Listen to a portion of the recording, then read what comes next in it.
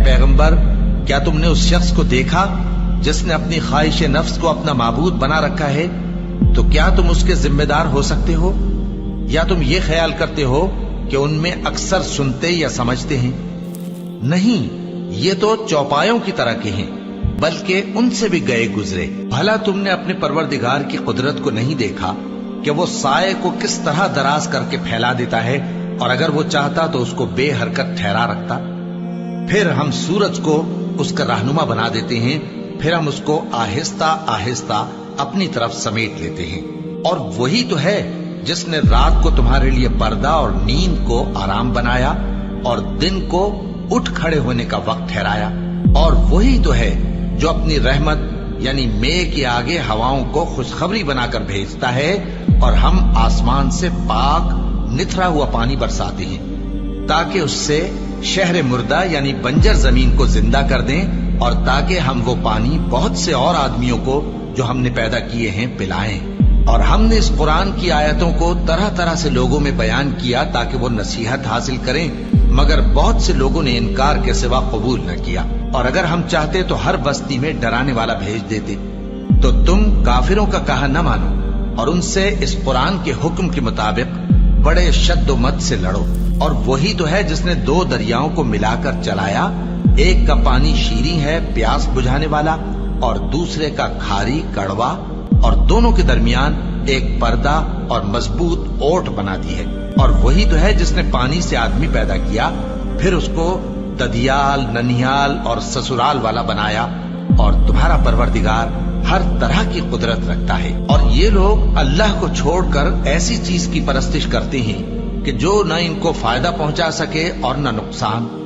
और काफिर अपने परवरदिगार की तरफ से पीठ फेरने वाला है। और हमने ए नबी तुमको सिर्फ खुशी और अजाब की खबर सुनाने को भेजा है। कह दो कि मैं तुमसे इस काम की उजरत नहीं मांगता। हाँ, जो शख्स चाहे अपने परवरदिगार की तरफ जाने का रास्ता इख्तियार कर ले, और उस खुदाए जिंदा पर भरोसा रखो जो कभी नहीं मरेगा, और उसकी तारीफ के साथ तस्बीह करते रहो, और वो अपने बंदों के गुनाहों से खबर रखने को काफी है। वही जिसने आसमानों और जमीन को और जो कुछ इन दोनों के दरमियान है 6 दिन में पैदा किया, फिर अर्श पर जलवा अफरोज हुआ। वो जो रहमान यानी बड़ा मेहरबान है, तो उसका हाल किसी बाखबर से दरियाफ्त कर लो। और जब इन कुफ्फार से कहा जाता है कि रहमान को सजदा करो, तो कहते हैं और रहमान क्या होता है? क्या जिसके लिए तुम हमसे कहते हो हम उसके आगे सजदा करें? और वो इस बात से और बिदकते हैं। बड़ी बरकत वाला है वो जिसने आसमान में बुर्ज बनाए और उनमें आफताब का निहायत रोशन चराग और चमकता हुआ चांद भी बनाया। और वही तो है जिसने रात और दिन को एक दूसरे के पीछे आने जाने वाला बनाया।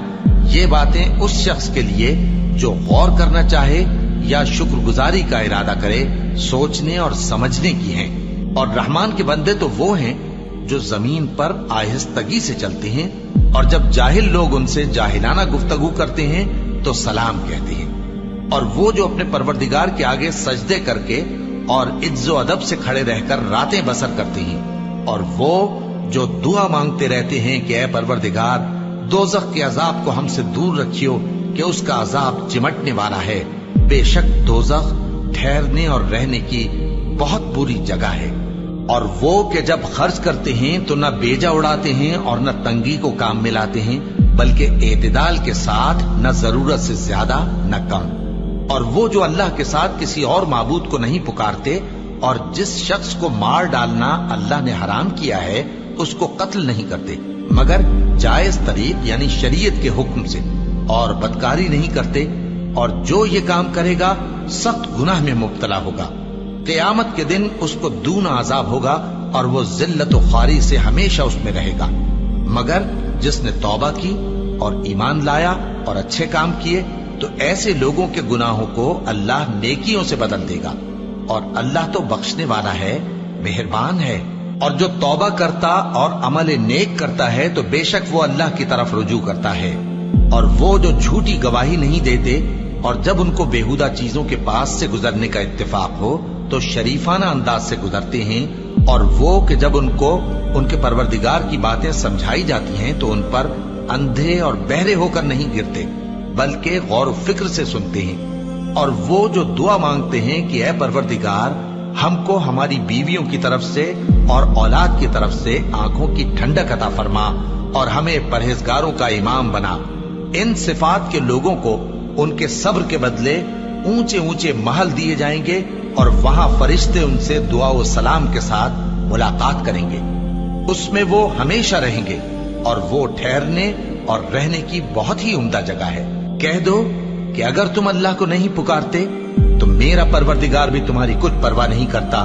तुमने तकजीब की है, सो अब मुठभेड़ हो।